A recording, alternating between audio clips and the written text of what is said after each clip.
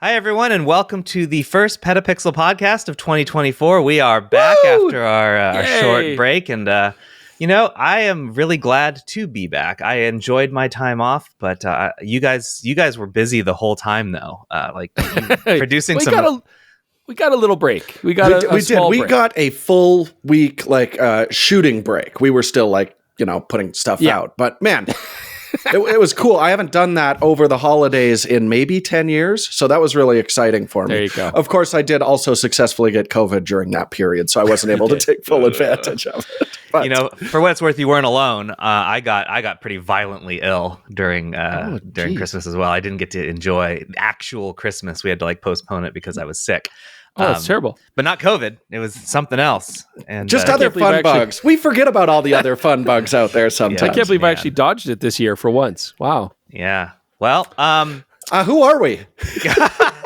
I'm Chris Nichols. For anyone who has never listened to this podcast before, I'm Jaron Schneider. That was Chris Nichols, and this is Jordan Drake over on the other side. And we are your podcast hosts for the PetaPixel Podcast. And this year we have quite a lot already planned for both the podcast and the channel. We're really excited about that. But we're going to normally what we do here is we do a couple of news recaps from the previous week, and then we talk about a main story and then move on to discussing with all y'all about your comments and things. But this week we're going to take a slightly different tact. We're not going to do any news because it has been far too long since we've done anything. So any news we discuss is dated. We're instead going to talk about how every camera maker fared in 2023. We're going to go back and we're going to grade every single one of them and give these two are going to give their opinions on who they think did a good job, who did a medium job, and who did a bad job in 2023. We've got some fun stuff to talk about, but let's go to our adorable intro. If you haven't joined us yet for 2024, you'll like it. And then let's get into our stories.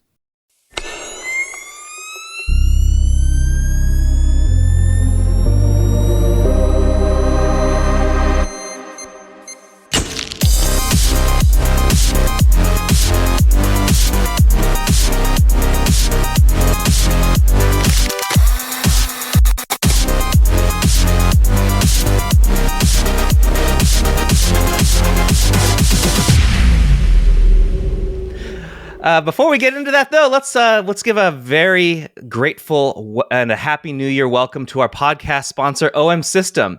They're back. This morning, we published a story featuring tips from OM System ambassador Emily Talpin on how to improve your macro photography. Macro photography is one of the most challenging yet rewarding genres of photography, and Talpin helps us improve on our own macro photography by sharing the lessons she has learned throughout her career. And we're going to take a second now to take a look at some of those photos. If you're only listening to the audio-only version of this, I apologize. You really should watch this on YouTube to take a look at some of these pictures because describe them. They are really very nice. Here we go. Well, they're beautiful. I got them up now. So, guys, I'm kind of curious about your own experiences shooting macro as we take a look at some of these pictures. Do you guys have a lot of experience shooting images like this? And, can you offer any of your own tips and experiences shooting very small subjects?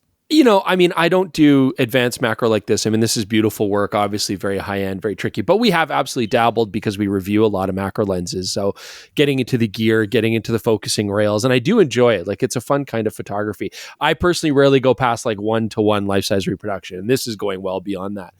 But I do like the Micro Four Thirds platform for macro, not just the fact that you naturally get really good magnification, but also, most of the time I'm going to be using flash to supplement the light anyways. So, you can shoot low ISOs. I'm never worried about the image quality. The Micro Four Thirds does a beautiful job, tons of detail, but they've got some really sexy lenses, some very compact lenses, and it's the kind of camera you can take out in the field and not worry about it either. So I think it's ideal platform.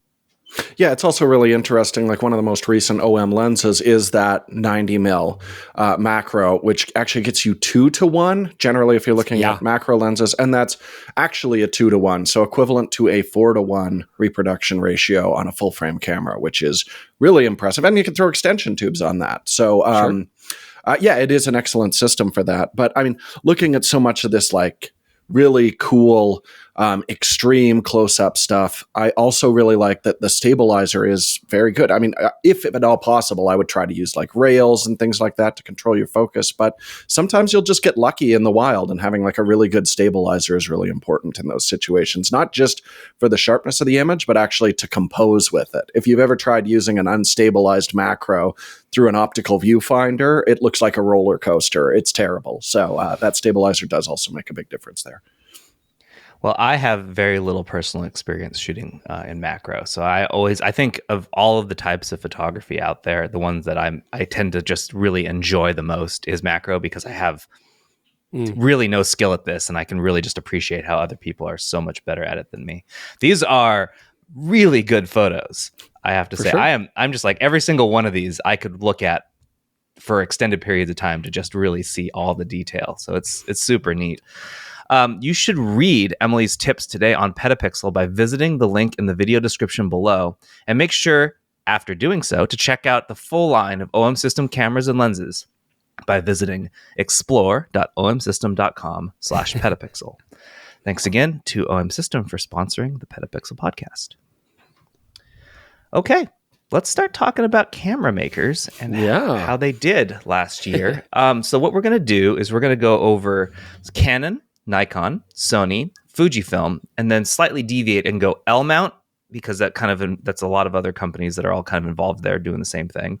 Micro Four Thirds, the same general idea, and then we'll cover a couple of the other ones like that we'll just bundle together. Who else did we miss, and how did those fare? That one you don't necessarily have to grade, because it's harder to do when we're just looking at too many different products, but it's still worth looking at. So, starting with Canon. How did the EOS R system do in 2023? As a recap, Canon debuted, I think, 5 cameras? 4 or 5 cameras? 4 cameras. They did the EOS R8, the R50, your favorite camera of all time, Chris, the R100. 100. I mean, I don't like it either. Yeah. And then a PowerShot V10. Yeah, the PowerShot V10. So starting with cameras, what did you make of it? So I thought it was a good start to the year. We had a nice trip. We actually went down to Charleston with Canon, and we got to play with the R8 and the R50. And I did like those cameras. I mean, the R8 is a fantastic entry-level full-frame camera.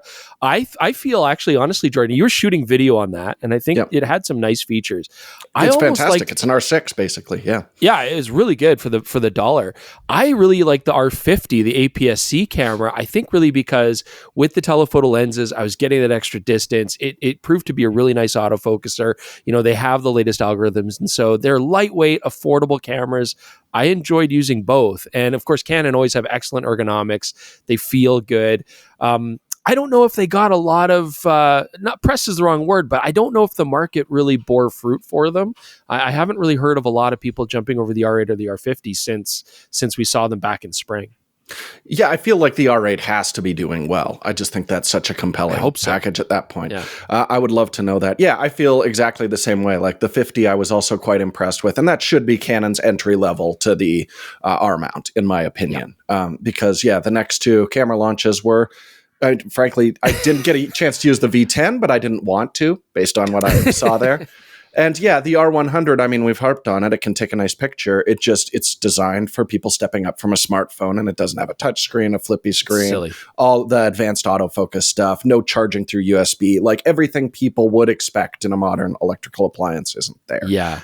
Just disappointing for that audience, I think. Some nice lenses. I don't know. How did Canon do this year? I'm fantastic thinking like, at the end, man. Well, so Canon. So you pointed it out in the beginning of the year. I guess like the first 4 or 5 months, it was camera heavy, and then the end of the year, it was lens heavy. Although I mean that's how it felt. I think a couple of these got announced early on, but like were not seen in hands for quite some time. We haven't played with 100 to 300, it that. Took forever. 24 to 105 2.8. We haven't seen that. You guys did look at the 10 to 20 f4 and the 28 millimeter f2.8 STM. So you did look at both those. Yeah. Were those? How did you feel looking back on them now? They were fine. Yeah, the 28 is like a useful lens. I'd like to see more 28s out there. I keep saying that, so it's really nice to see, but it was a good lens. The 10 to 20 is fantastic. It's just a very niche lens. Do you need a zoom starting at 10 millimeters? That's not for a huge number of people, but it did perform really well, like a very even level of sharpness across the frame, which is exactly what you'd want in those. But we will say, like, we are starting to see these Canon lenses come through, and we're not going to drop like 4 Canon reviews to kick the year off, but we will be staggering those, and you will be seeing some of those Canon lenses. In terms of the concept, I just think they're doing a lot of really compelling stuff right now. The 1 to 3 2.8 is totally different. 24 105 2.8 makes a ton of sense, and I mean, wedding shooters are going to eat that up, and video shooters as well. I think they did great with lenses, honestly. I think it has to be appreciated that, last year was kind of the year where they said, well, maybe over the last couple of years, they're like, no more third-party support. They shut it down. They closed a lot of it down. So then the onus was on them to start making some very interesting lenses if that's going to be our choices. And it looks like they are doing that. They're not just saying no other lenses and we're not releasing. They've actually come out with a lot. So yeah, excited to play with it. What do we give them? A B+? I was gonna say a C, honestly. C. Oh, Jordan. Yeah. He really hates that R100, man. It knocked it back a lot. But I mean, you touched on it, Chris. Like, those are some great high-end lenses they've brought out. But the mid-range that third-party lens manufacturers usually fill, Canon's not filling that. It's very entry-level, like the 28, or very high-end. Yeah. So if you're an enthusiast, then you're going to have a tough time finding like good mid-range glass in that lineup. You're just supposed to get a 24-105 f4 and just be happy and not complain.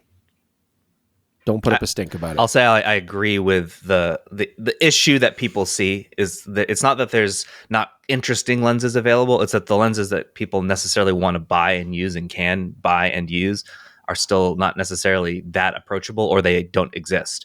And that's the main reason people are upset that there's no third-party lenses.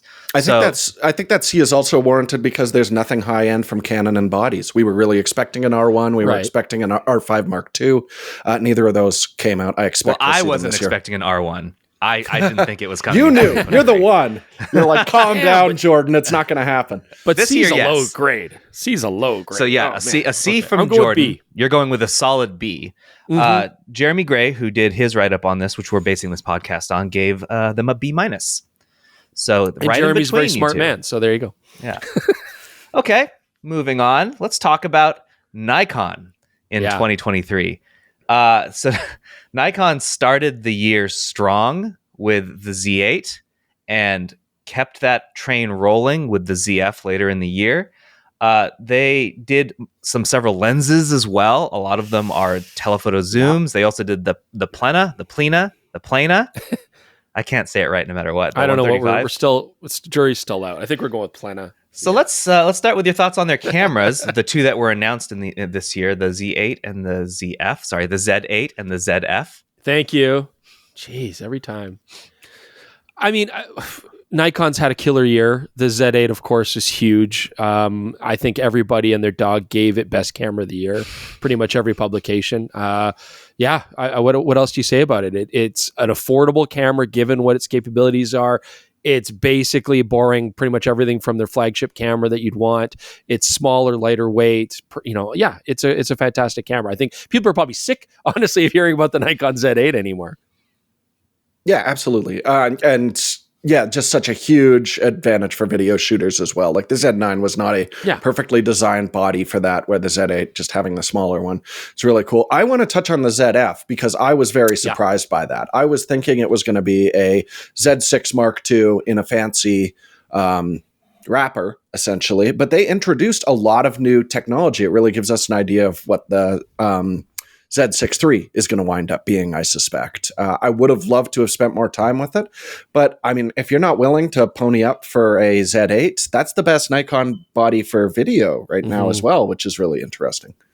I think a lot of people expected it to be, not that the ZFC was just eye candy, but it was largely like a Z50 redesigned, right? Yeah. I think people were expecting the ZFC to be very much like that as well. It'll be a Z6 with a fancy body. And so, yeah, it was interesting how they they made it a test bed. Such an odd camera too, right? Like a niche vintage camera as actually a test bed for their advanced technology.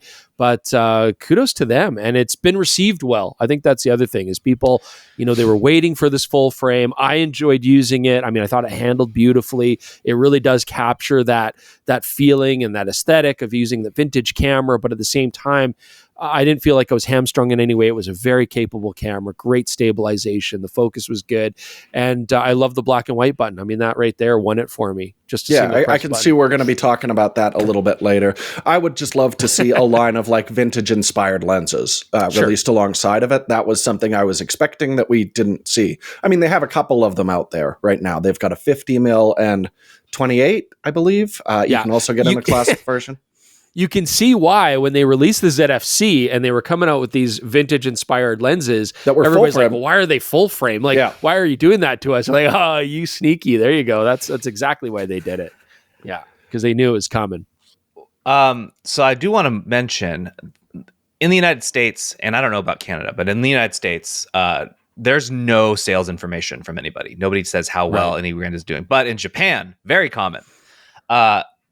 Nikon led the way in sales charts from one of the larger camera retailers in Japan.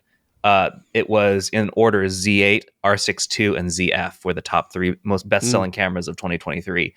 That is wild to me, considering where Nikon was. Such a huge rebound, Yeah, like I was so worried about Nikon not even 4 years ago, and I am worried no longer.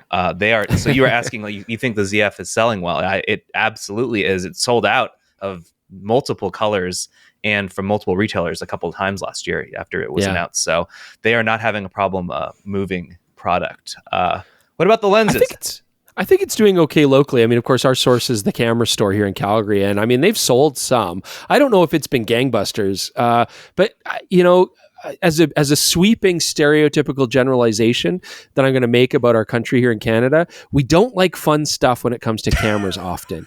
Like, like even the manufacturers have told us before with like Pentax and stuff and all these sort of unique colors that you can get for bodies, and like, we just bring up like black and silver because Canadians just don't buy the fancy, like they don't care about the colors. So I don't know, maybe we're just boring, sensible and boring. That's what Kai Wong said about us.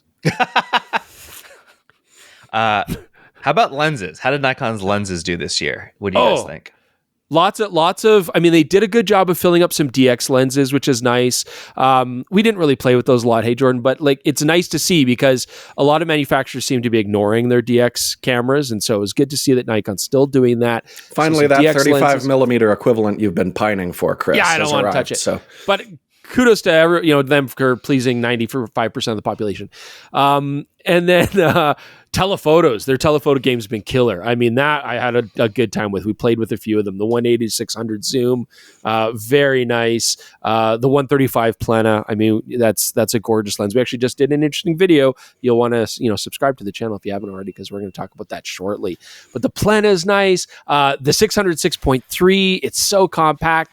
We did also get a chance to play with the 600 f4, and although it's the most expensive lens ever on the planet, I mean, it's so good. It's so good. I'll never buy one, but it was so good to use. I feel like the big difference this year is Nikon is making lenses that people want.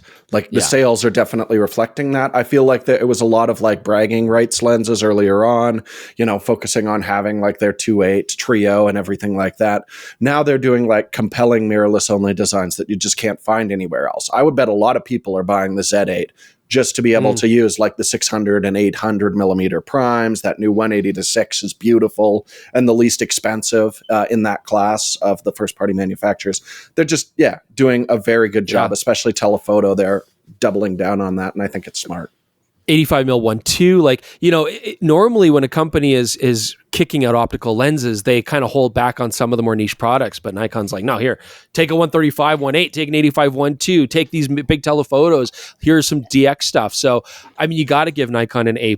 I think this year their goal was really to get market share at the start of the year, and then they just rode that wave, despite even having some issues with quality control stuff that they seem to have solved and sorted out.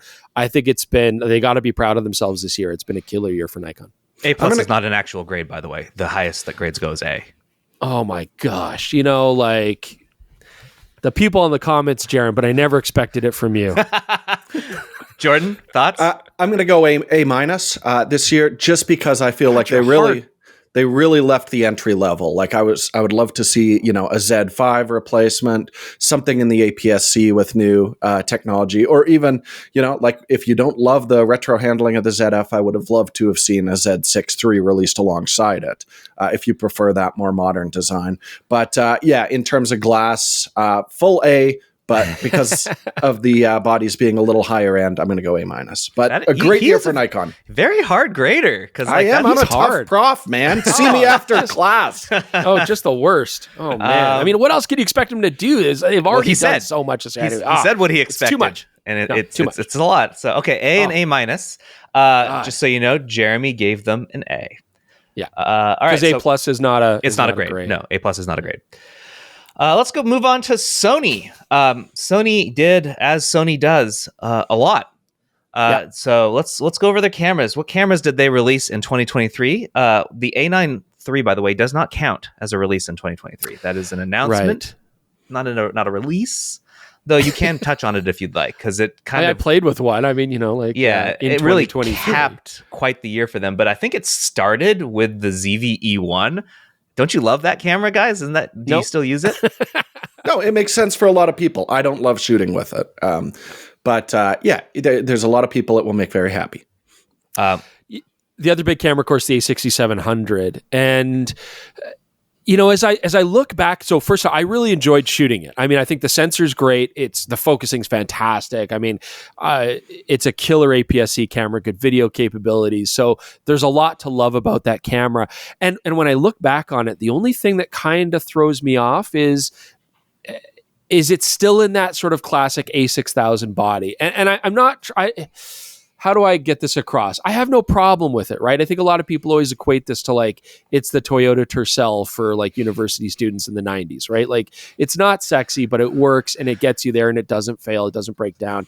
It's a perfectly serviceable camera, but they've really been riding that body design for a long time now. And I guess if it ain't broke, don't fix it. But if you can get past that, it handles great and it shoots really nice photos and it's a very capable camera. So I absolutely enjoyed using it. Corolla. Corolla. I don't know. I was like, what is a Tercel? I guys didn't get Tercels down there? No, I don't remember that name. We might. Fine, it's we the might Camry. have. Can we all agree on Camry? Sure. Yeah, sure. All right. Because it's also a camera, so it seems applicable. Yeah. The Camry. Yeah. The camera. Jordan, since he brought up the A6700, thoughts? Yeah, I thought it was great to see them really kind of jumping back into APS-C, especially because the third-party manufacturers are really filling that out. It's a compelling system to get into in terms of glass right now. I think the big thing is, ZV-E1, A6700, we're going to touch on it, but their new compact bodies, the A7C2, the A7CR, these are all wildly capable cameras that I don't enjoy using, was the ongoing theme. A bunch of very compact bodies with, not a lot of external controls. Thankfully, they saved it at the end with the A9 III, which is the best feeling Sony body I've ever used. But that was a real theme that I noticed this year is great products, especially for the dollar. I just didn't love using them until kind of that end of the year capper. I could see, of course, remember, we go from two different standpoints, photography and videography. And I would say for me, I did have a bit of a soft spot for the A7C2. And the A7CR, other than the ridiculous naming. But the A7CR just isn't quite as compelling because its price point isn't that much different than the A7R5, which, again, I know you're tired of me saying it, but is one of the greatest cameras ever on the planet. I would just go that way, right? But the A7C2, and I'm not alone on this, I think actually it won a lot of people over. You have to understand you're not getting a great EVF, but it is at least a departure from the body designs on the 6700, in the 6000 series. It's a little bit sexy. It was nice to use. Image quality is great. And it's a fantastic price point to get you into full frame. So from a photographic standpoint, I absolutely enjoyed using it. I thought it was a very nice camera for the price. What is it? $2,000, $2,200 or something like that. It's not expensive for full frame. And I think a lot of people actually really ended up loving that camera. I mean, I think could see a total use case for the A7CR. That's what I thought when the Sigma FPL was announced. It was for is like, hey, here's the smallest possible body with crazy image quality for traveling landscape photographers. You don't need dual cards, things like that. The controls aren't really a big issue because you're shooting very deliberately.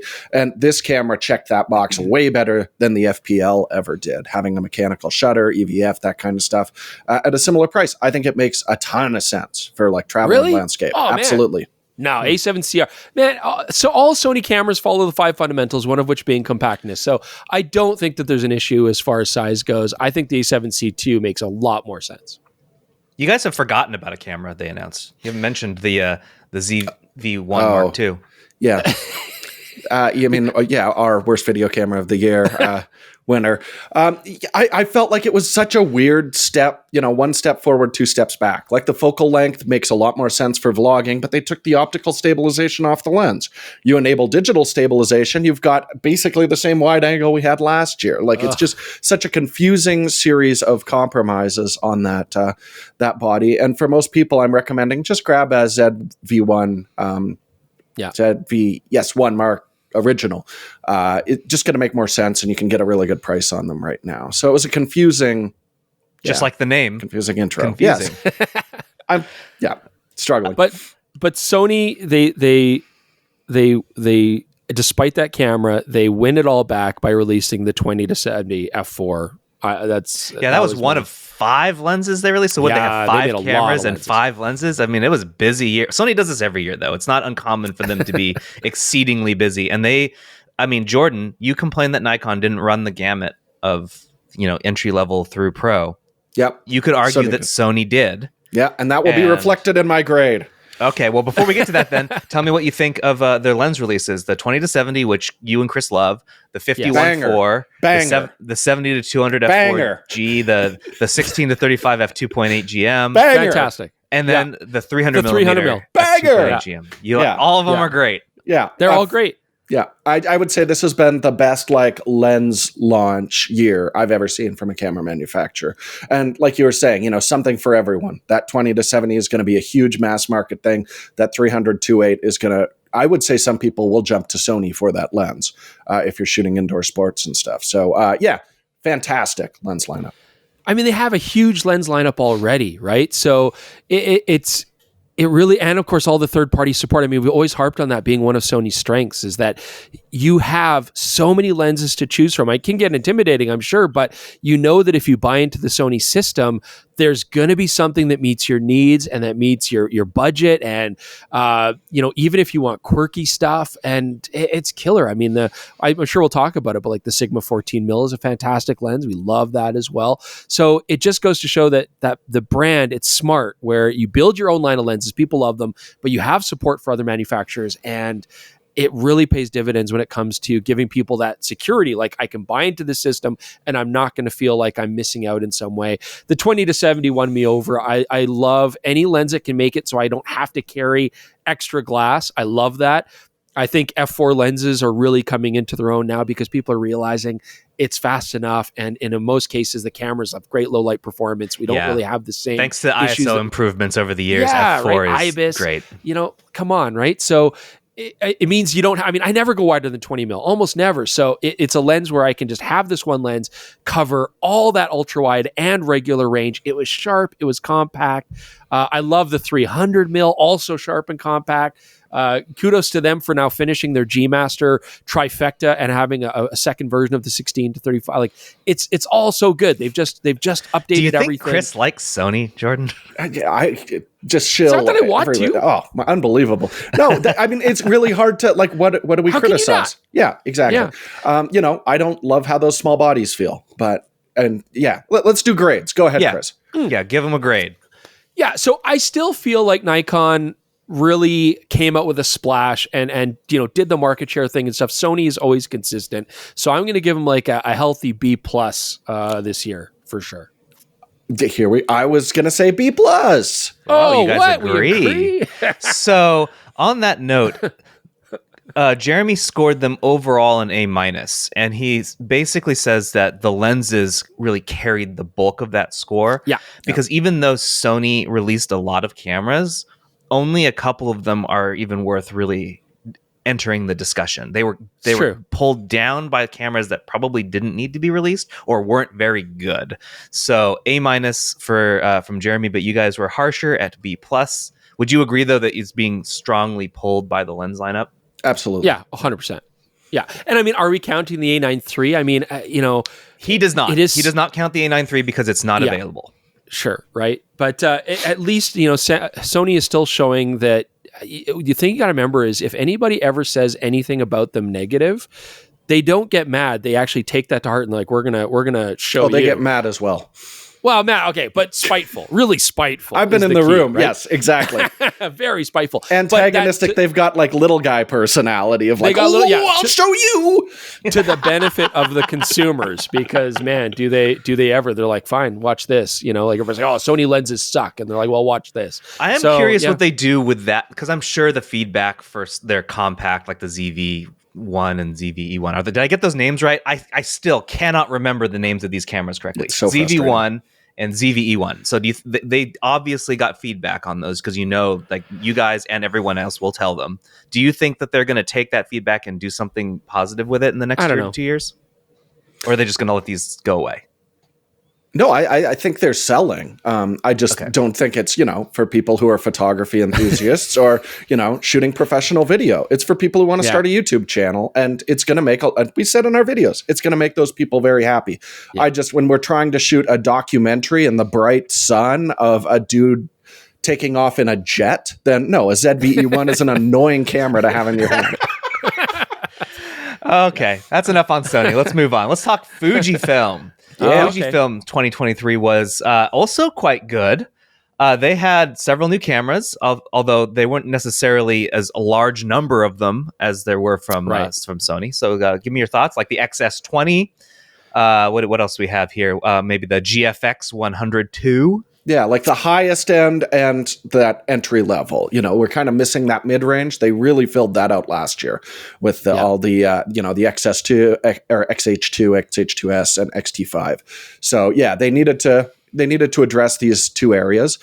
I love the XS20. I think that's a camera that I'm recommending to a lot of people looking for that kind of around the $1,000 sweet spot. I think it checks a lot of boxes and still has a lot of great lens options, which expanded this year. We've seen Tamron and Sigma releases, as well as, honestly, Fujifilm kind of neglected X mount glass wise this year. I would say they really focused more on the GF mount.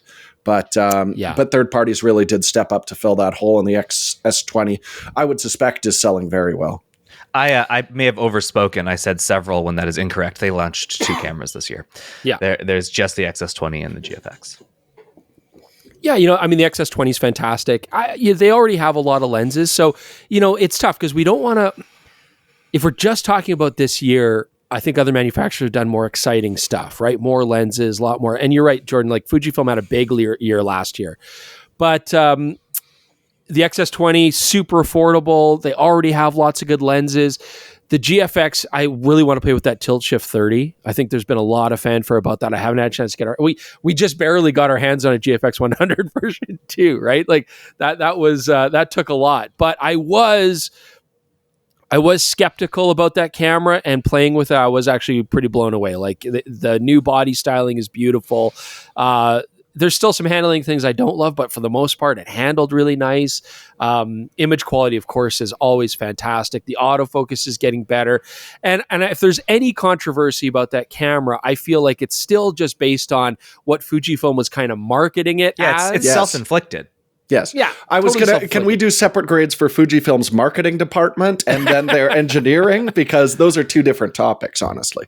Yeah, but it's an awesome camera. Like 100%. If I was going to get a medium format camera, that would be the one I would get. It bar none. Like it just, it was funny that they were trying to make it into something it's not. But I get it. They're trying to expand that market and show that medium format can do more than just landscape and artwork and studio, right? But not quite there yet, hey? Yeah, I just think exactly what I was saying. D- for marketing department this year. Just because, this is a camera for professionals. You have to let them know the limitations of your product beforehand, I think. And unfortunately, in this case, we had to wait until it was in, people like Jim, who came on our show to talk about it, Jim Keltner. Casson, thank you. Jim Keltner is a very good drummer. So yeah, I mean, that did leave a bit of a bad taste in my mouth. But again, I love the GFX 100S. I didn't get as much time to take photos. I was busy with video testing with the GFX 100 too. But which is not very good at. Yeah, it's just not. Yeah, didn't they market it heavily as that though? They really did and still are. It's capable enough. It's better than a GFX 100S for shooting video, but I would never choose one as my primary video camera where they were really pitching it that way, which was also unfortunate, I'd say. Lenses? Yeah. You mentioned earlier that the X series did not get very much. No. But the GFX series did. Yeah, so what did it get? It got the 30 millimeter tilt f5.6 tilt shift, the 55. And the macro. These are all lenses I'd love to play with. So, it's tough because we can't really talk about it because we haven't seen any of those lenses. We used the 55 mil. Oh, the 55 we did when we did our review. Yes, that's right. But that's, again, we're talking like, it gets close to a focal length that I don't love, and it's it's a nice prime. It's a nice prime. Wait, what focal length is that? Don't worry about it. But the tilt shift and the macro, that's what I would like. That to me is very interesting. So I want to play with those two lenses. Well, and especially they've announced on the roadmap they're going to be doing telephoto zooms as well. So they are trying to make inroads into that sports wildlife thing. I mean, I wish them well. I don't think it's ideal for that, but we'll get there. They are trying to make medium format more flexible, and I think that makes a lot of sense for the position they're in right now. Let's not forget, like at that price point, it's still probably some of the best image quality you can get out of a camera. And I like Fujifilm's destroying the medium format market, right? Like they must just be in a good way. Yeah, in a good way. Like, like they're killing it. But not like murder. They're like winning, right? Yeah. They're winning. Now, was that a particularly difficult market to win? No. But they seem to be. But they're doing it. And that's owning that market. Still deserves praise. It wasn't hard, but they still did it. So So knowing all this, 2023, relatively quiet. How would you grade Fujifilm? C+. Yeah, I was going to go C+ as well. We're on the same boat there. Jeremy gave them an overall B-, just because what they did release was quite good. There just wasn't a lot of it. So that's the main complaint. He's the nicest of us all. Maybe I just want to dock a point for not having an X100V that you could buy in stores or a replacement. But I'm not going to. I'm going to be nice. I'm okay with that, though, because it maybe opens up a foothold for other manufacturers to make similar products. If they actually would. Yeah. All right. Moving on. What do you do? Let's talk about the L-mount alliance. That's Panasonic, Sigma, and Leica. Well, half of Leica, a chunk of Leica is in the L-mount alliance. But there's more now. The L-mount alliance, some of the biggest news to come out of there is how many members they added. That's a particularly large alliance now. It's not just Leica and then Lights, which is also Leica, and then Sigma and Panasonic. It also now has Samyang, Astro Design, and Blackmagic Design, and DJI. All joined the L-mount alliance in 2023. Pretty big. That said, cameras, not much. Not really a ton of stuff as far as products go. Yeah, for sure. But we still have to give credit to the S5 II, S5 2X because those did make a big splash. Again, it was like spring, almost like, wasn't it winter last year? Like it was pretty early in the year, but the phase detect was a big hit. I know it's like, what's the point in giving them praise for phase detect when everybody else has had it for a long time? And there is, that's fair. There's something to be said for that. But at least they finally did do it, and it seems effective. They're still showing that they can make fantastic video cameras. The S5 II has become a staple workhorse camera, and I think that's the key word. I mean, Panasonic is so good ever since the GH series at making workhorse cameras where a creator can just say, all the options, I know this is going to work. Everybody says this is going to do the job, and it does. And they're reliable, and they're rugged. They're not sexy, but they work. The X is kind of sexy. Jordan does like that sort of... It's filming me right now and looking great. Yeah. Yeah, it's a ninja. But, they do what videographers want them to do. you could argue the photography arena has been ignored, and we've mentioned that as well, and we'll see what happens. But then also the G9 II, like not an L mount. Wait till we get to Micro Four Thirds. I know, but it's Panasonic. Sigma, we can toss this in there because it's the made glass. for L mount. Yeah, absolutely. Their glass is very good. Specifically, the very popular 14 millimeter f1.4. Sure. That was our prime lens of the year on PetaPixel, and that technically is an L mount lens, even though in the picture of you using it, it's attached to a Sony camera. E mount, yes. But it's a great lens. Tested it. It's a great lens. Yeah. Absolutely. And then Leica brought out another very expensive prime as well this year, I believe. And I think they're doing some of their more budget zooms as well, and which I strongly suspect are Sigma lenses. Rehoused. That would be my suspicion. But I mean, the glass is certainly improving, and the addition of Sam Yang is very interesting. It's just we haven't really seen a lot of, like, I expect 2024 to be very exciting for L mount with all these people joining.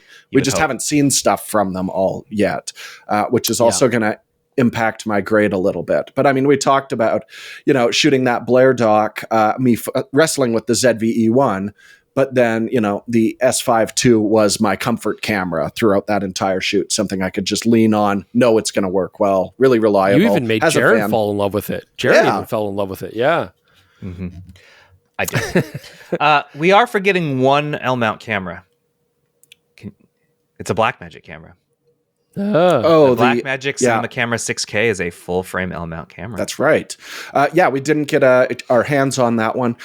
I do love the image out of Blackmagic cameras. I just feel like it was less compelling than what we've seen in some other mounts because it's using that 6K sensor that we've seen before in something like the S1H or even the S5 IIX, which are capable of outputting B-RAW, Blackmagic RAW.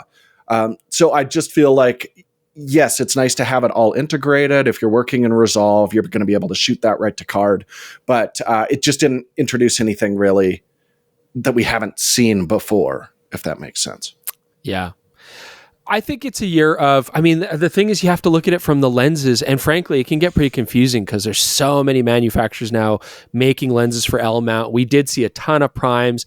Obviously some of these lenses you use on other mounts as well, right? So it's hard to look at it that way. But body-wise, not so impressive, right? Other than the S5 II series, we didn't really see some stuff. Leica's been very quiet. Very quiet. It's been a couple of years that they haven't really done much. Yeah, so we'll see what happens. But, and a lot of these lenses we haven't played with. So that's where it's tough to get excited about them. I mean, the Sigma 7200 2.8, that was a nice new lens.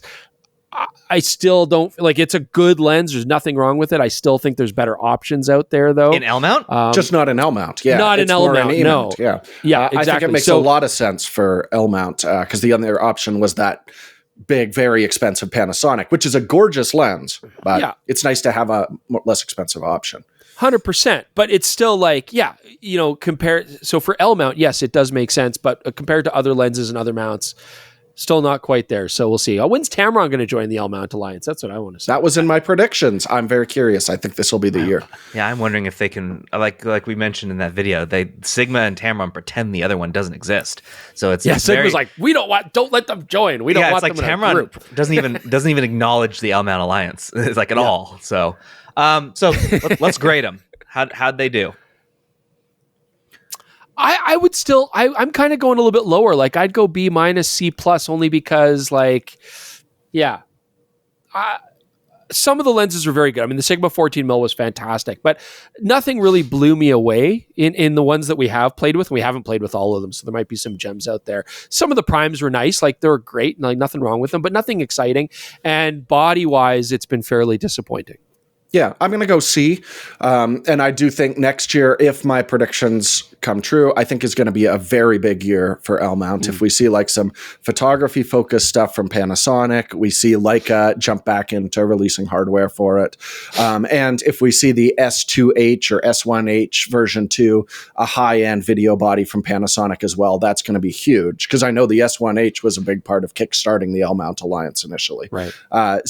Big year next year, but a little underwhelming this year, I'd say, though the S5 II and S5 IIX are great bodies. Yep. Jeremy was again nicer than you guys. He agrees that the bodies were very disappointing, but the L-Mount Alliance's lens performance, he says, is quite good. If he was to do that alone, he'd give lenses just an A- by themselves. But given that there are also cameras to consider, he gave them a B+. So much more generous than you guys. You guys were downright way more mean comparatively. Jordan's meaner. I'm curious what the listeners think of this too, like where they would put their grades. But so we got 2 more to go. The next one is Micro Four Thirds. Yes. Which has some things to talk about, but not a ton. No. It was a very quiet year. It was very quiet. Again, this is a case where, like OM System did come out with a lot of cameras last year, but nothing exciting really. Panasonic, again, as I said, the G9, right? G9 II is really the one standout for an exciting Micro Four Thirds camera. And this is tough because everybody out there is still like, oh, Micro Four Thirds, what's the point? And we're big advocates for it. And I think there's, it's a great system overall. But when you have a quiet year like this, that's tough. Like you have to have some splashes. You got to have some excitement. Well, the G9 II, I think, was quite an exciting splash. Totally. That camera that's one thing, though. Very good. Yes. Yeah. That's the only thing. Big rock in the pond. You can see the splash, and then it was over. And I would argue, and Jordan will touch on this, I'm sure, I would argue that the G9 II, it came out on the market and the G9 was really like a photocentric camera. And I would argue the G9 II isn't really being lauded for its photographic capabilities. Even though Panasonic came out of the gate saying it's for photographers. Yeah, it's not. Sure it is. It's a great hybrid, but really it's the videography that ironically was so exciting. I want to shoot video on that more than I want to take pictures with it. Yeah, I think it's mostly because I've said this before, the GH6 came out too early. If that camera had launched with phase detect autofocus, the G9 II would do a much better job of catering to photographers, not having the fan and things that add bulk and cost to it. But because the GH6 didn't have that phase detect autofocus, so many videographers went to the G9 II despite some of those limitations. And I feel like, again, this is just a marketing misstep. Where they're not communicating properly. And, there was a little bit of glass this year. What do you remember? Okay, so we saw re-release, like an updated 35-100, kind of their 70-200, and the 1-4 now has teleconverter support with a very confusing interface. I'd love to review that camera and that lens in 2024. It's nice to have the capability of teleconverters, but so those are just re-releases, right? Those weren't brand new lenses; they were just kind of updated. Yeah, they're actually updates. Tweaked. Yeah, but yes, no, and then. Yeah. Of brand new, there's one. We got I'm so close. OM System made a 90mm macro that came out. That's it. Is that it? That's it. 3.5. And then the 150-400 is, again, I guess technically a re-release. Oh, no, that didn't come out this year. Yeah, we've been waiting years for it to actually hit the market. Yeah. No, the only one that was announced this year was a 90mm f3.5 macro IS Pro. See, it's too quiet. Yeah. I mean, you got more from.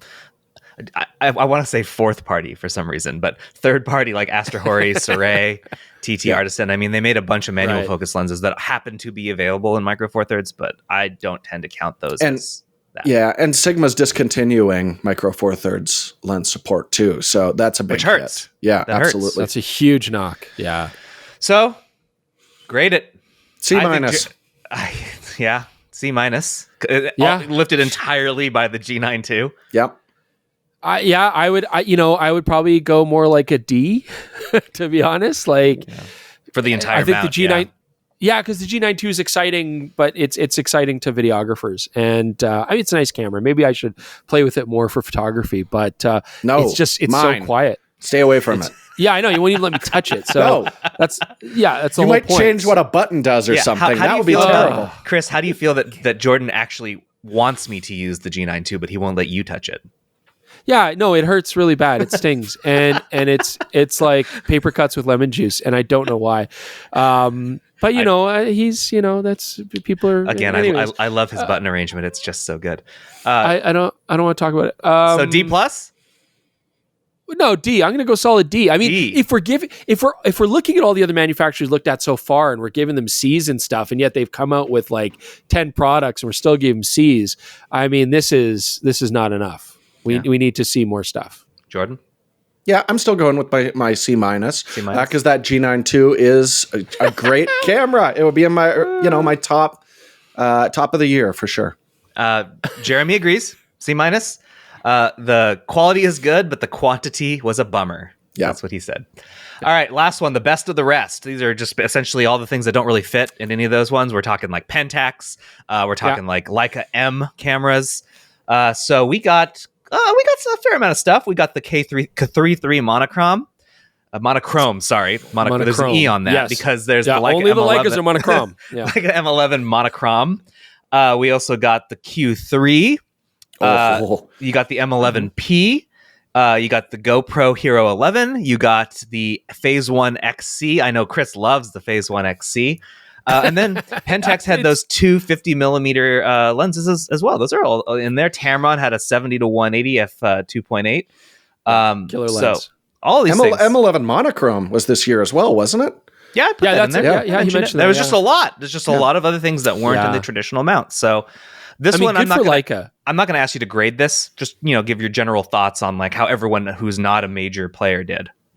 Oh, so Leica killed it. I mean, for their M system, the M11 monochrome. Sorry, that was probably some of the most fun I had all of last year. Like I loved it. It's great. I gelled with it. Fantastic camera.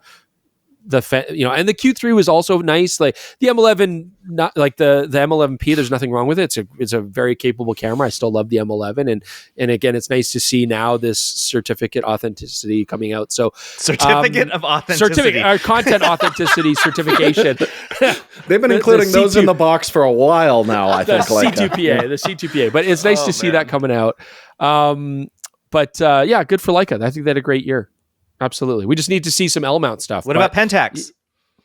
The K3 monochrome's fun. It's a fun, quirky camera.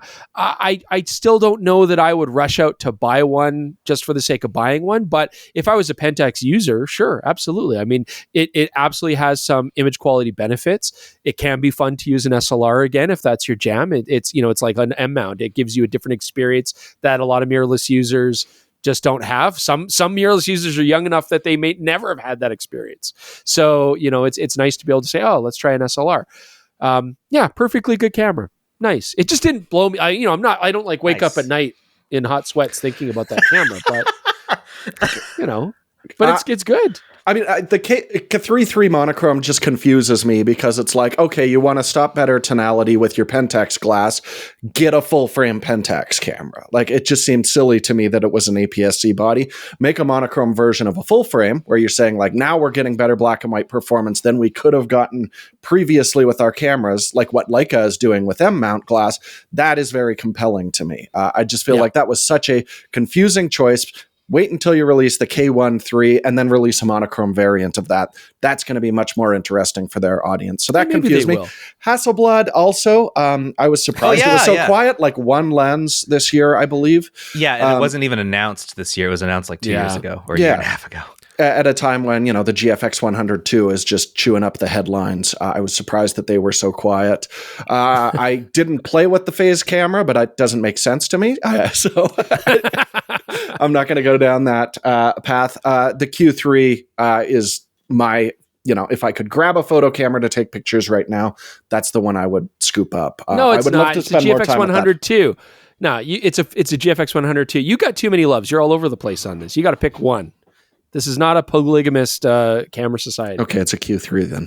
Yeah, speaking of the Q3, I'll take a GFX 100 II as my side piece, but that Q3, that's my baby. Okay, wow. So you guys really are pretty happy with Leica in 2023. Oh, big time. Yeah, sure. I mean, they had a great year. I have to say, it's funny. It was surprisingly busy, in my opinion. Like they did a lot, and it was all like the very specialist cameras, and they were all very good. Yeah. Now, to play devil's advocate, though, I mean, let's keep in mind that two of those big updates were M11s, which already was released, right? Like, it's new cameras. They tweaked their original M11, but kudos to them for doing it because they're beautiful. Hasselblad's funny. We're talking about COVID, Jordan. So like I've been sick for every single time a Hasselblad has come into Calgary. I haven't touched one. Like I can't even speak to it. But the Phase 1, it was a fun experience and a weird camera and such an oddity. And so in that regard, I'm going to give it some cool factor points. But yeah, it's who's going to buy it? It's when we were out shooting with it, you were not giving it cool factor points. Yeah, you're looking back on it with like rose-colored glasses because but it's such a quirky, strange camera. Yeah, it's a pain in the ass. But it's just so weird. It's so weird. You have to love it because it's so weird. I don't think you have to, no, but you can say that it's weird. That's fine. It's so weird. I kind of, even though it's definitely not for you, it's not for me, it's not for Jordan, it's not for any single person that I know. It is probably for someone, and they will very much enjoy that camera. And the thing is, there only needs to be about 10 to 15 of those someones to like it, and Phase will have done their job. Yeah.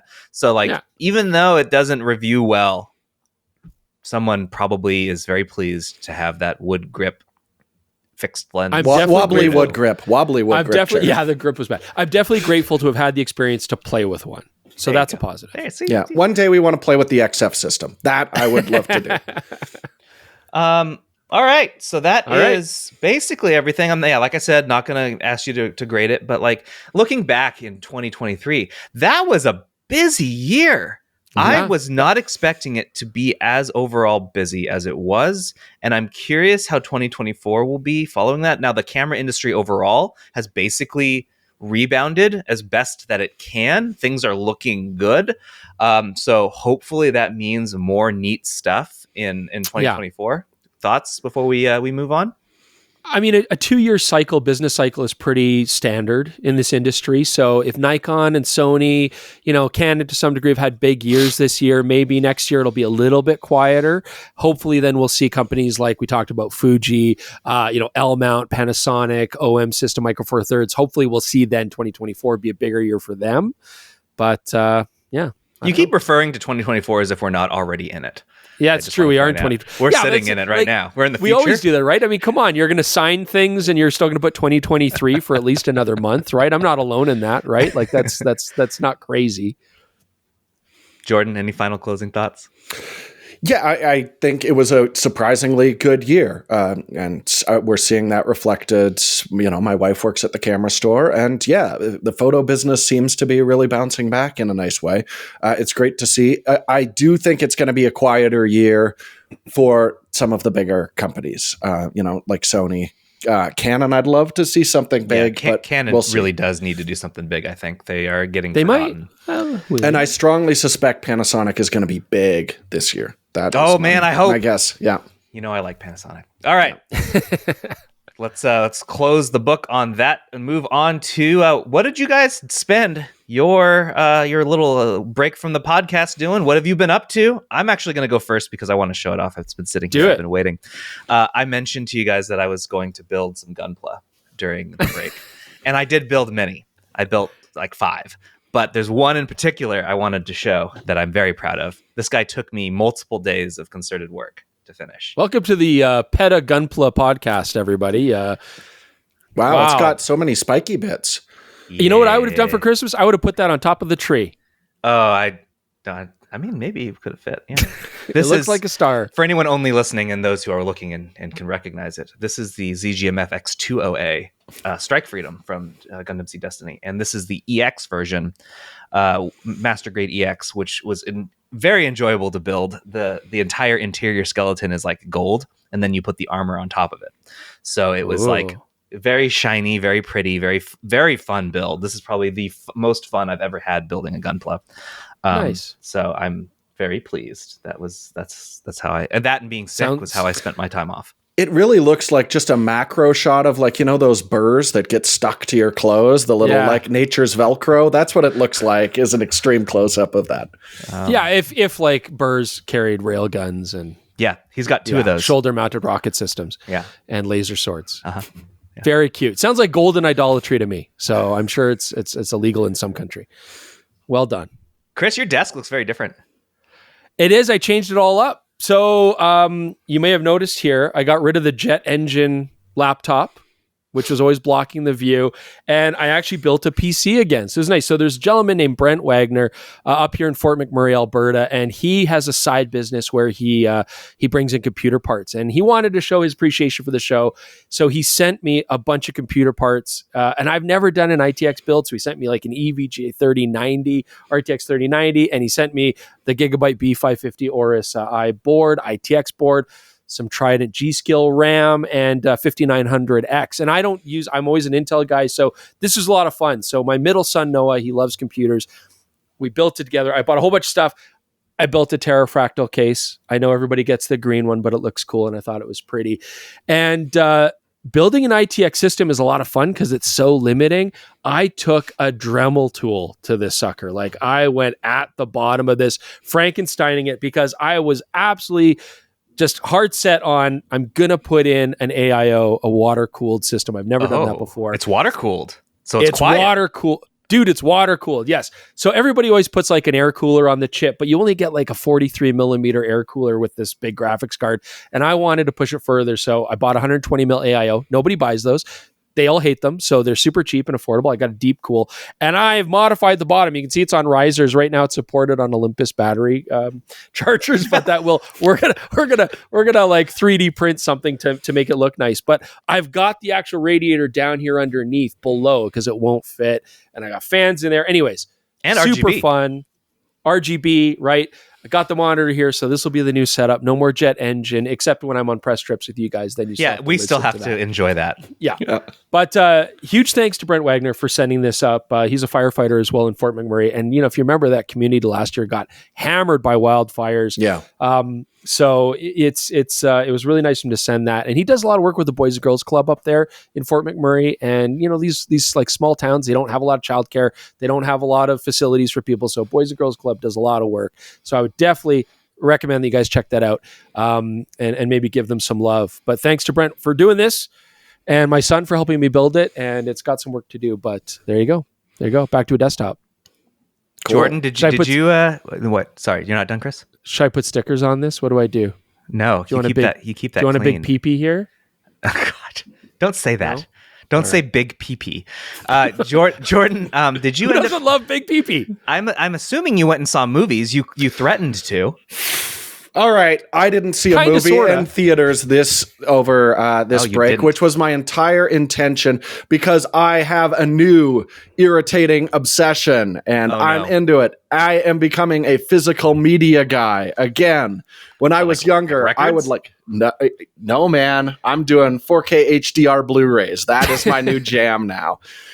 So we were watching The Killer on Netflix, which is like 4K HDR, and I'm like, this looks astounding. Why aren't we watching stuff like this all the time? Then my data rate dropped a tiny bit, and suddenly it started looking like crap while we were watching it, and I threw my hands up and I said, this is done. What are we doing? Beautiful movies we should be watching in beautiful quality. So my lovely wife went out and got me a Panasonic Blu-ray player that Alex Mitchell, friend of the show, recommended. He said, this is the one. You'll be able to do region-free playing, no problem.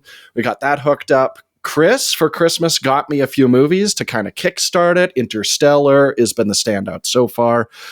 It's wonderful. The quality is like it really is. I love HDR video. I would love to move our show to HDR if I could. I think it looks fantastic.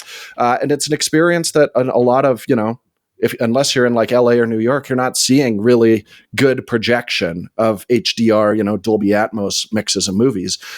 So it's been great to see. Special features, commentary tracks, these things I missed. Like, I just sat and watched Interstellar behind the scenes and like Top Gun Maverick behind the scenes with my kid for hours, and we had a blast. So yeah, I am now deep into it.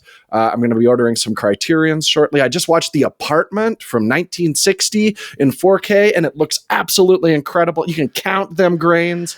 Oh my God. I've got two comments on this. Jordan, would you be surprised to hear that I also own a 4K HDR Blu-ray player? A little bit. Yeah. What is your purpose for this, Jared? It sits underneath my TV on it, and I use it on occasion. I have a couple Blu-rays. It's a Sony Blu-ray player. I use it primarily for testing televisions because streaming is, as you mentioned, very inconsistent, and it's not the best quality. So if you want to see how it could look, you get a Bluray player.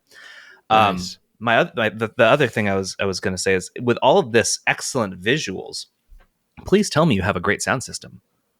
That's the next step. The answer to that is no. You do not have a great. He's got to get like a 70-inch TV now. He's going to have to get a 7.1 surround sound system. Like you got a real 7.1. None of this. You're in a crap. hole, dude. You've gone down a deep tunnel. I had an excellent 5.1 surround system, which was given to Chris's eldest son, Kai, recently, right before I got like into this AV hole. But yes, I want to like build something from the ground up. But of course, running cables and all that is a tedious process, but we'll get there eventually. The problem is I don't have like a beautiful dedicated space like you, Jaron. You know, we've got a living room with kids running around in it. So I'm going to have to be strategic about building this thing all out. But it's happening.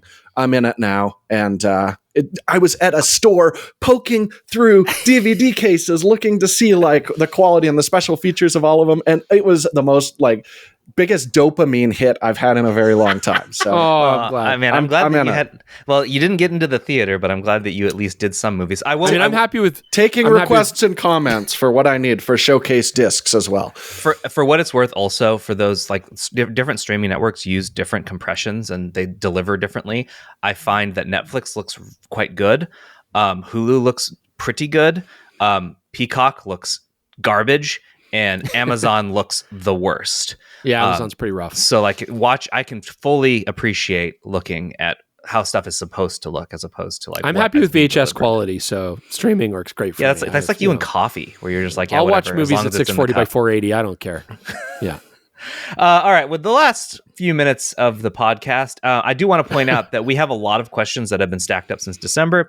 And I, according to our calendar, have very little ability to do anything about that for quite some time. So we're going to have a bunch of backlog for a while. We're going to get through as many as we can now. Speak pipes especially are stacking up. Okay. But we're going to listen to Adi from the Caribbean. Let's listen in. Hey, from Trinidad here. Trying to find out something. Have you all ever used the Nikon to F-mount to E-mount adapter on like an A7 III or A7 IV? And what's the autofocus like? Currently thinking of upgrading a 4-year-old D3400 and looking at the Sony mirrorless. Keep up the great work. Been following since the deeper review the camera started days. So absolutely loving the podcast. Also, hi Chris. Say hi back, Chris. Adi. Hi, Adi. Yeah, this is a question, actually. I think we have a lot that people are asking about this adapting glass. Adapting F-mount to E-mount, I mean, you can do it. There's no issue there, but the autofocus performance is going to be just, like either non-existent or terrible. So and this is like as a general statement, anytime you're adapting a lot of this glass. So I don't know. I would go mirrorless, Adi. Maybe looking at a Nikon so that you can use your F-mount with the FTZ adapters. Then you'll have proper functionality. Otherwise, I personally wouldn't cross-brand it unless you're fine with, manual focusing and even not getting full EXIF data, just kind of shooting for the fun of shooting slow stuff. I mean, I would really love to dip my toe back into this because we did an extensive rundown of a whole bunch of adapters a few years back. I know progress has been made. I haven't used an F to E mount in quite some time. So this is I'm going to say it, 2024. We're going to do a recap of some of the more compelling mount adapter. We still haven't done E-mount to Nikon Z, which I know a lot of people are doing right now as well. I think that's the one where the adapters are so thin you can't even really see them when you're using them. Yeah, it's such a similar flange back distance there. But yeah, I hesitate to comment for that reason. But Chris is absolutely right. If they're AFS or AFP, motor Nikon glass, then slap them on, a Z50, a Z30, something like that. Or wait, and hopefully Nikon will do something interesting in APS-C this year. But otherwise you got to jump ship. We played a little bit, Joe, with like the Leica adapter that gave autofocus and stuff onto E-mounts. I mean, there's fun stuff, but it's always expensive. It's always quirky, and it's always something that's going to require like a lot of jigging, a lot of work, and a lot of, annoying playing around with. So I just don't recommend it for most people. All right. Next one is an email that we got from Michael. Hi guys, I'm into wildlife and bird photography and use a Sigma 150 to 600C on a Canon 80D and 5D Mark IV. But I have a lot of trouble getting even relatively still animals in focus on the 80D, so I gave up the crop length advantage and now only use the 5D Mark IV. But even here, my hit rate is pretty poor, maybe 10 to 20% on slowly moving animals, and I hardly get a sharp frame on flying birds. Do you consider this a limitation of the lens or the camera body? If it's the latter, I would consider switching to an R5. Thanks a lot, and greetings from Berlin, Germany. You know, back in the day with SLRs, we just kind of took it for, as a standard that you have to deal with certain issues. Things like lenses not focusing exactly on the same plane as your sensor, right? So micro adjustments to your focus, you'd have to go through that, and it's a laborious process. And then all the classics, if you're shooting long lenses, you need fast shutter speeds, definitely. I mean, you want to be up in those. If I shoot wildlife, I try to always aim for 2,000th of a second minimum. Sometimes I have to go slower, but that's kind of like where I want to be to eliminate as much motion blur as possible, especially birds in flight, stuff like that. That's tough when you have a lens that isn't particularly fast. SLR focusing isn't going to be as advanced. You're not going to have the same tracking that you do on mirrorless. So, I'm not saying you can't do it. It's just there's a lot of work to it. And I absolutely don't really look back anymore now that we use mirrorless cameras. I feel like mirrorless cameras do take out a lot of the guesswork, a lot of the tweaking and adjusting, and the tracking autofocus works so much better. So I don't know. The lens is probably fine. I would check your micro adjusting if you want to make it work on your 5D4. Make sure you're using fast enough shutter speeds, which might mean cranking your ISO. But going to an R5, for example, which has excellent wildlife detection autofocus, investing in proper RF lenses, that's going to make a big difference. I mean, it really will increase your hit rate, no doubt. I mean, the big thing I want to say, like we touched on it earlier, the R8 is a budget body with actually better autofocus than the R5. That's got those R3 algorithms that were really, really good for wildlife. And that's a relatively affordable body. It's interesting you mentioned it's the contemporary version of the 150 to 500, which is an HSM motor that's actually pretty zippy. So that again makes me think like, yeah, the limitation is it could be a micro adjustment issue like Chris mentioned, but you'll just get better hit rate and not have to ever think about micro adjustments if you jump mirrorless. So, R8 I think would be a great, if you can go up above that, the 60 Mark II as well, great option. But I think mirrorless will make a huge difference for you. All right. Next one is from Miko, and I'm not going to attempt to say the rest of it. This is a comment on YouTube. Dear PP experts, I have a collection of manual focus Minolta lenses as I shoot only film. Yeah, I thought you'd enjoy that. I'm looking for a used mirrorless camera to adapt and use my Minolta glass. Which camera can you recommend in regards to using manual focus lenses? Would you even consider APS-C sensor? Kind regards. I mean, again, we're kind of in the same boat, right? I mean, this is a bit different because we're talking manual focus Minolta lenses. So you already know that's all you're going to get. You're not going to get any electrical connection. And so then it's neat that you can get that vintage look of the glass. It is fun. Be warned, vintage glass typically will not resolve high resolution sensors very well. So you're buying it for the character, the fun factor, you want the vignetting, you want the soft corners, all that kind of stuff. Great. What would I recommend? Something with built-in IBIS. Again, Sony E-mount makes a lot of sense because you get IBIS and there's lots of adapters made for it. The metering works well, but you could certainly adapt it to most mirrorless platforms. I was going to say A6700. Sure. Any of those. Obviously, you're going to have a crop factor. Jordan made a face like he wanted to comment on that exact point. No, I mean, if you're going to use vintage glass, use it on the format it's designed for. Like, I do feel very strongly about that. So don't use APS-C. Go full frame. I mean, I'm just going to jump out there. Nikon ZF. It's going to look great on that body, and they have probably the best punch in. Like the actual detail on it is very, very sharp and close to what you actually get. So if I'm doing manual focus, Nikon is currently my favorite image when I do punch into check. And yeah, they have a body that looks perfect with that. Like Chris mentioned, it's relatively low resolution, so you're not just throwing pixels away that aren't actually going to be resolved. That would be my recommendation. How's the peaking on the ZF? I mean, I'm not a peaking fan. We don't like to peak. Yeah, I really am not. All right then. Yeah. Now, I was going to say, though, that if you go APS-C platform, you will actually crop out a lot of the bad parts of those vintage lenses. So, and I agree with Jordan in that if you want to get the look, full frame is going to give you that what it was originally intended to show. APS-C will actually maybe make them look a little bit nicer than they would on full frame. So I'll leave that up to you which way you want to. Obviously, it changes your focal length. Jordan is currently that emoji where the mouth is like totally sideways. He's just losing it. Yeah, he's just like, I no. want vignetting. No, I want the corners vintage lenses on APS-C. No, absolutely. I mean, who knows if they'll even resolve in the centers? No, I think if you're gonna shoot vintage optics, put them on the appropriate format. I feel strongly that way, but maybe I'm a crazy old man. Boy, do you ever. You are a crazy old man. I'm moving some of these around because we're going to have to move them next week. But I wanted to get to Corey Jupiter, who left us a speak pipe. Let's listen in.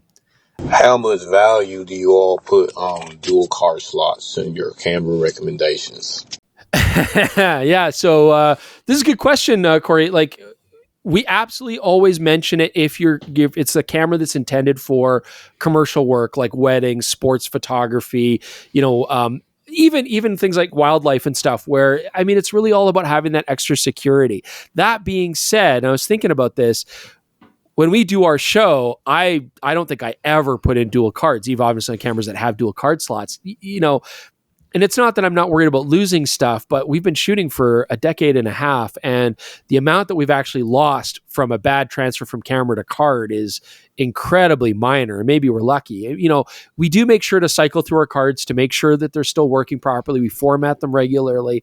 I feel like, especially things like where wildlife or, on a big trip or weddings or commercial work where you just don't want to disappoint a client, absolutely makes sense. Just put in the extra card, but I almost never do. So, you kind of take your chances with how it is, but I think it absolutely is a very important feature to have if you're shooting commercially. Yeah, I think we'll always much different highlight for video, right? Though, Jordan, like we don't necessarily get the dual recording on every camera when we're shooting video. We don't know, and that is one thing I really like about the Panasonic. I mean, I keep bringing it up, but that Blair dock, I was doing redundant recording on it because I'm like, well, he's not going up again, so I can't have a corrupt file in that situation. So yeah, that's why we will always, it's like, how much weight will you put on a camera? We'll never say like, this is only a single card slot. We won't recommend it for anyone. We might say, I won't recommend it for commercial work. We'll always point it out. But I think it's really hard to have a, line in the sand with that. But absolutely, if I'm doing something huge that is unrepeatable, I do use redundant cards in those situations. So it's worth pointing out. I would argue video, it's even more important because it can get downright nasty when you start recording externally and you've got cables and all these failure points and we have. I mean, I would argue video is maybe a little bit more likely to have problems with recording. Yep. Big files, huge amounts of sectors over cards that could be damaged. As I mentioned, weird cables and external things. But not every camera lets you record the exact same to two cards. No, it doesn't. And those cameras are the only ones where I've had a failure. So yeah, for a sense of perspective, I have had multiple clips corrupt this year. Fortunately, most of them were not the best take or something I needed to finish the project. But I have had Chris re-record voiceover because we had a card corrupt. Yeah, it's happened quite a few times this year. So that feeling you get like right here when you see it. When you're editing and then it's like you're trying to play it back and there's just audio. It's not working. Yeah. My favorite is when I just see the icon and it's not even giving me a preview of the clip and I'm like, oh, something went way wrong on this one. Yeah, I don't even know it was on this clip. So just to let everyone know who sent us questions, Wolfgang, Tim, Peter from Berlin, Audric, I have seen your stuff. It's on the list. We will get to you. I promise. For now, there are even more that I did not mention. I've received more. There's a lot there, so the more will come. I promise. We'll get to you in this podcast season. For now, we're going to move on to Never Read the Comments, where I'm going to give you just a couple. Stephen B said, and this is not the only person to suggest this. They would really like to see the ZF exclusively in black and white mode versus the Pentax K3 monochrome. They're similarly priced. Curious how those would do. I don't know if this is a video, but people are curious what it would be like to shoot a camera that happens to do color that you can put in black and white mode and put it up against a black and white camera. I'd go ZF for sure. Just because that camera personally. It's got more. It's full frame. You're going to get a similar kind of benefit. You have the color shooting. It's mirrorless. I like the camera better. Yeah. Yeah. I think we'll bank that for if Pentax does make that full frame black and white camera. What I would like to do is an episode where we showcase like all the different manufacturers' black and white profiles just to see like what is the actual difference, like how differently does Leica render from Nikon, from Fujifilm, from Sony, and all that kind of stuff. All right, put it on the calendar. I like that idea too. Yeah. One comment from your Christmas episode, Luke Taylor says, "This is proof I would watch Chris and Jordan no matter what they decided to make videos about." That was a very entertaining video. I enjoyed it too. Thank you guys for doing that. Me and my son are going to tear this thing apart. I'm really looking forward to it. We're just going to take a screwdriver to it. We're going to have a fun afternoon. Make sure to bring the remains of that destruction to the podcast and show us what that sensor actually looks like how big it actually is. I want to see it. Also, the crappy internet lenses, I'll tear the 5mm lens off of that sensor. And I want to see the lens too. Like, give me the parts of the element, like what kind of plastic we're looking at. You've already seen it in every single Kodak disposable film camera that's ever been made. All right. So the last thing is, the number one topic of discussion during your Canon Forbidden Lenses video was your intro. So if you guys want to talk about shooting the intro, the idea behind it, that sort of stuff, you would, I'm sure people would love to hear it. Yeah, and it was something as soon as we mentioned on the podcast, hey, we would love to actually review some of these autofocus lenses that actually slip through. And then Caleb Takes Photos on Instagram was nice enough to grab us that the 85 Samyang. But I really wanted to. I haven't done like a fun cinematic kind of thing in a while. And we also knew the Ronin 4D was going to be arriving at the same point. And I hadn't hung out with my friend Levi Hallwell in a while. So it was just kind of everything came together perfectly in that. And this is my favorite thing to do when we're doing like comedy bits, is I want to make it as dramatic as possible. I mean, that's what Battle at F-Stop was all based on, is like, let's not wink at the camera, even though this is stupid and silly. Exact same idea here, is just like, let's try and play it as dramatic as possible. One of my favorite things is Trey Parker and Matt Stone, when they made Team America. They were like, we had a script full of jokes, but we realized if we just said everything seriously, it was way funnier. And that's always been my approach to like doing something stupid. So it was great. We went out with Levi, and we needed someone to be on Flashlight. So Chris's eldest Kai was able to come out and actually help us in that. What light did you use? Just a flashlight? We used PetaPixel's preferred lighting partner, Westcott's L60V. It actually put out perfect light for that. Yeah, it looked really good. Like searchlights. Yeah, and those are really nice because generally a Cobb light, you're running those off mains power, but they just run on those little like Sony NP batteries.